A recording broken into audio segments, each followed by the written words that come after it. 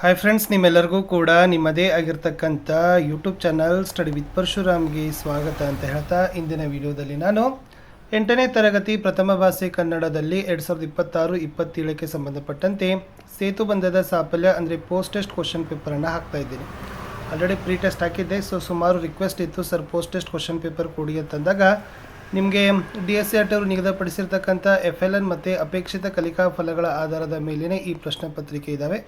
ಇದಕ್ಕಾಗಿ 7ನೇ ತರಗತಿಯ text book ಮತ್ತು LBAಗಳನ್ನು ಯೂಸ್ ಮಾಡಿ ಪ್ರಶ್ನೆಗಳನ್ನು ಏನು ಮಾಡಿದ್ದೀವಿ, ರಚನೆಯನ್ನು ಮಾಡಿದ್ದೀವಿ. ಪ್ರಶ್ನೆ 1, ಕೆಳಗಿನ ಗದ್ಯಭಾಗವನ್ನು ಓದಿ ಅರ್ಥೈಸಿಕೊಂಡು ಅದರ ಅರ್ಥವನ್ನು ಮಿತಗೊಳಿಸಿ ಬರೆಯಿರಿ. ಗದ್ಯಭಾಗ ಕೊಟ್ಟಿದ್ರು. ಕಾಡುಗಳು ನಮಗೆ ಶುದ್ಧ ಗಾಳಿಯನ್ನು ಒದಗಿಸ್ತವೆ, ಕಾಡುಗಳು ಮಳೆ ಬೀಳಲು ಸಹಾಯ ಮಾಡ್ತವೆ, ಅನೇಕ ಪ್ರಾಣಿ ಪಕ್ಷಿಗಳಿಗೆ ಕಾಡು ವಾಸಸ್ಥಾನವಾಗಿದೆ, ಕಾಡುಗಳಿಂದ ಮರ, ಔಷಧೀಯ ಸಸ್ಯಗಳು ಮತ್ತು ಇತರ ಸಂಪನ್ಮೂಲಗಳು ದೊರೆತವೆ, ಕಾಡುಗಳು ಪರಿಸರದ ಸಮತೋಲನವನ್ನು ಕಾಪಾಡ್ತವೆ. ಇದರ ಅರ್ಥ ಏನಾಗ್ತದಪ್ಪ ಅಂತಂದ್ರೆ, ಪದಗಳನ್ನು ಮಿತಗೊಳಿಸಿದಾಗ, ಕಡಿಮೆ ಮಾಡಿದಾಗ ಕಾಡುಗಳು ಪ್ರಕೃತಿಯ ಅಮೂಲ್ಯ ಸಂಪತ್ತಾಗಿತ್ತು, ಜೀವ ಜಗತ್ತಿನ ಉಳಿವಿಗೆ ಅತ್ಯಂತ ಅಗತ್ಯವಾಗಿವೆ.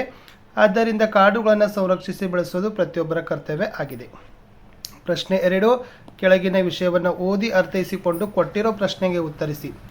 ವಿದ್ಯೆಯು ಮನುಷ್ಯನ ಜೀವನವನ್ನು ಬೆಳಗಿಸುವ ಅಮೂಲ್ಯ ಸಂಪತ್ತಾಗಿದೆ. ವಿದ್ಯೆಯಿಂದ ಜ್ಞಾನ, ಸಂಸ್ಕಾರ, ಉತ್ತಮ ಭವಿಷ್ಯ ಪಡೆಯಬಹುದು. ಪ್ರಶ್ನೆ, ವಿದ್ಯೆಯಿಂದ ನಮಗೆ ಏನು ದೊರೆಯುತ್ತದೆ?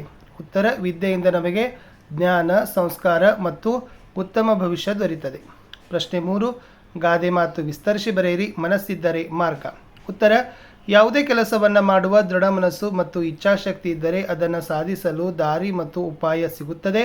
ಮನಸ್ಸಿನಲ್ಲಿ ದೃಢ ಸಂಕಲ್ಪ ಇದ್ದರೆ ಯಾವುದೇ ಕೆಲಸ ಅಸಾಧ್ಯವಲ್ಲ. ಪ್ರಯತ್ನ ಮಾಡುವವರಿಗೆ ಯಶಸ್ಸಿನ ಮಾರ್ಗ ಖಂಡಿತವಾಗಿ ದೊರೆಯುತ್ತದೆ. ಇನ್ನು ಕೆಳಗಿನ ಪದಗಳಿಗೆ ಕನ್ನಡ ರೂಪ ಬರಿಬೇಕು.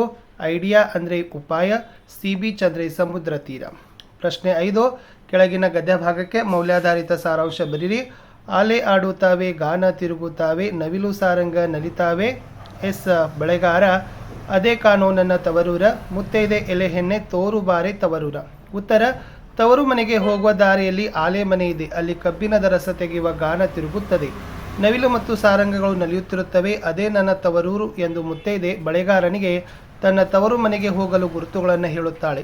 ಆದರೆ ಬಳೆಗಾರ, ನಿನಗೆ ನಿನ್ನ ತವರೂರು ಗುರುತು ಸಿಗುತ್ತಿಲ್ಲ, ನೀನೇ ಬಂದು ತೋರಿಸು ಎಂದು ಮುತ್ತೈದೆ ಹೆಣ್ಣನ್ನು ಕೇಳ್ತಾನೆ. ಇನ್ನು ಹಳ್ಳಿ ಜೀವನ ನಗರ ಜೀವನಕ್ಕಿಂತ ಉತ್ತಮವಾದದ್ದು ಹೇಗೆ ಅಂತ ಸಮರ್ಥಿಸಿ. ಉತ್ತರ, ಹಳ್ಳಿ ಜೀವನ ನಗರ ಜೀವನಕ್ಕಿಂತ ಅನೇಕ ರೀತಿಯಲ್ಲಿ ಉತ್ತಮ. ಹಳ್ಳಿಗಳಲ್ಲಿ ಶುದ್ಧ ಗಾಳಿ, ನೀರು ಮತ್ತು ನೈಸರ್ಗಿಕ ಪರಿಸರ ದೊರೆಯುತ್ತದೆ. ಮಾಲಿನ್ಯ ಕಡಿಮೆ ಇರುವುದರಿಂದ ಜನರು ಆರೋಗ್ಯಕರ ಜೀವನವನ್ನು ನಡೆಸ್ತಾರೆ. ಹಳ್ಳಿಗಳಲ್ಲಿ ಜನರ ನಡುವೆ ಉತ್ತಮ ಬಾಂಧವ್ಯ, ಸಹಕಾರ ಮನೋಭಾವ ಇರ್ತದೆ. ಆಹಾರ ಪದಾರ್ಥಗಳು ತಾಜಾ ಮತ್ತು ಪೌಷ್ಟಿಕವಾಗಿರ್ತವೆ. ನಗರಗಳ ಗದ್ದಲ, ವಾಹನದ ದಟ್ಟಣೆ, ಒತ್ತಡದ ಜೀವನಕ್ಕಿಂತ ಹಳ್ಳಿಯ ಜೀವನ ಶಾಂತಯುತವಾಗಿರ್ತದೆ.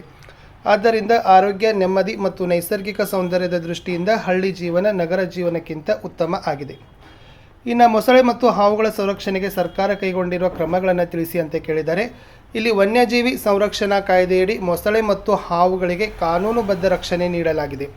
ರಾಷ್ಟ್ರೀಯ ಉದ್ಯಾನವನಗಳು ಮತ್ತು ವನ್ಯಜೀವಿ ಅಭಯಾರಣ್ಯಗಳನ್ನು ಸ್ಥಾಪಿಸಿ ಅವುಗಳ ನೈಸರ್ಗಿಕ ವಾಸಸ್ಥಳಗಳನ್ನು ಸಂರಕ್ಷಿಸಲಾಗಿದೆ. ಅಕ್ರಮ ಬೇಟೆ ಮತ್ತು ಕಳ್ಳ ಸಾಗಾಣಿಕೆಯನ್ನು ತಡೆಯಲು ಕಟ್ಟುನಿಟ್ಟಿನ ಕ್ರಮವನ್ನು ಕೈಗೊಂಡಿದೆ. ಮೊಸಳೆಗಳ ಸಂತಾನೋತ್ಪತ್ತಿ ಮತ್ತು ಪುನರ್ವಸತಿ ಕಾರ್ಯಕ್ರಮಗಳನ್ನು ನಡೆಸಲಾಗ್ತಾ ಇದೆ. ಜನರಲ್ಲಿ ವನ್ಯಜೀವಿ ಸಂರಕ್ಷಣೆಯ ರಕ್ಷಣೆ ಬಗ್ಗೆ ಜಾಗೃತಿ ಮೂಡಿಸುವ ಕಾರ್ಯಕ್ರಮವನ್ನು ಆಯೋಜಿಸಲಾಗ್ತಾ ಇದೆ.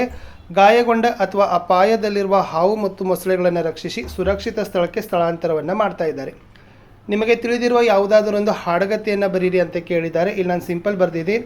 ಪುಟ್ಟಜ್ಜಿ ಪುಟ್ಟಜ್ಜಿ ಕತೆ ಹೇಳು, ಸಿಹಿ ಸಿಹಿ ಕತೆ ಹೇಳು, ಕಾಡಿನೊಳಗೆ ಮೊಲವಿತ್ತು, ಚುರುಕಾಗಿ ಓಡುತ್ತಿತ್ತು. ಒಂದು ದಿನ ಅದು ಆಮೆ ಕೊಂಡು ಓಟಕ್ಕೆ ಸವಾಲು ಹಾಕಿತು. ಆಮೆ ನಿಧಾನವಾಗಿ ನಡೆದರೂ ಗುರಿಯನ್ನು ಮೊದಲು ತಲುಪಿತು. ಈ ಕತೆ ಏನು ಹೇಳ್ತದಪ್ಪ ಅಂದರೆ, ನಿಧಾನವಾಗಿ ನಿರಂತರ ಪ್ರಯತ್ನ ಯಶಸ್ಸನ್ನು ತರ್ತದೆ ಅಂತಕ್ಕಂಥದ್ದು ಇತ್ತು. ಇಲ್ಲಿ ಗಾದೆ ಮಾತಿದೆ. ಆಲ್ರೆಡಿ ಮೇಲೆ ಗಾದೆ ಮಾತನ್ನು ಹಾಕಿದ್ದೀವಿ. ಇಲ್ಲಿ ಯಾವುದಾದ್ರೂ ಒಂದು ವಿಷಯದ ಕುರಿತು ಪ್ರಬಂಧವನ್ನು ಹಾಕ್ಬೋದು. ವಿಚಾರ ಮಂಡನೆಗೆ ಅವಕಾಶ ಇರ್ತದೆ. ಸಿಂಪಲ್ ಆಗಿ ಮಾತು ಬೆಳ್ಳಿ ಮೌನ ಬಂಗಾರ ಇದೆ.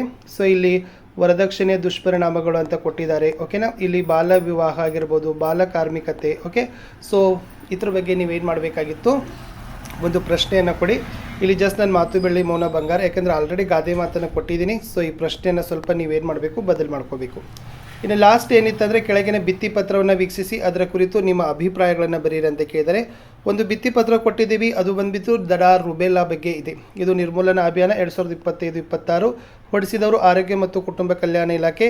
ಈ ದಡಾರ್ ರುಬೆಲ್ಲಾ ಲಸಿಕೆ ದಡಾರದಿಂದ ಉಂಟಾಗುವ ಅಪಾಯವನ್ನು ತಡೀತದ. ಅತಿಸಾರ, ನ್ಯೂಮೋನಿಯಾ, ರೋಗ ನಿರೋಧಕ ಶಕ್ತಿಯ ನಷ್ಟ. ಇದು ಬಾಲ್ಯದಲ್ಲಿ ರಕ್ಷಣೆ, 2 ಬಾರಿ ಲಸಿಕೆ, 2 ಹಂತ, 2 ರೋಗವನ್ನು ತಡೀತದ. ಮೊದಲ ಹಂತ, 2ನೇ ಹಂತ. ಸೊ ಅದನ್ನೇ ನೀವೇನು ಮಾಡಬೇಕು, ಚಿತ್ರ ನೋಡಿ ಏನೆಲ್ಲ ಇದೆಯಲ್ಲ ಅದನ್ನು ಬರಿಬೇಕು. 5-6 ಸಾಲ ಬರೆದ್ರು ನಿಮಗೆ ಅಂಕಗಳನ್ನು ಕೊಡ್ತಾರೆ. ಓಕೆ, ಇಷ್ಟಿತ್ತು 8ನೇ ತರಗತಿಯ ಕನ್ನಡದ ಸೇತುಬಂಧ ಸಾಫಲ್ಯ ಪರೀಕ್ಷೆ ಪ್ರಶ್ನೋತ್ತರ ಪತ್ರಿಕೆ ಅಂತ ಹೇಳ್ತಾ ನಾನು ಸಿಗ್ತೀನಿ ಹೊಸ ವಿಡಿಯೋದಲ್ಲಿ. ವಿಡಿಯೋ ವಾಚ್ ಮಾಡಿದ್ದಕ್ಕೆ ಧನ್ಯವಾದಗಳು. ಬಾಯ್.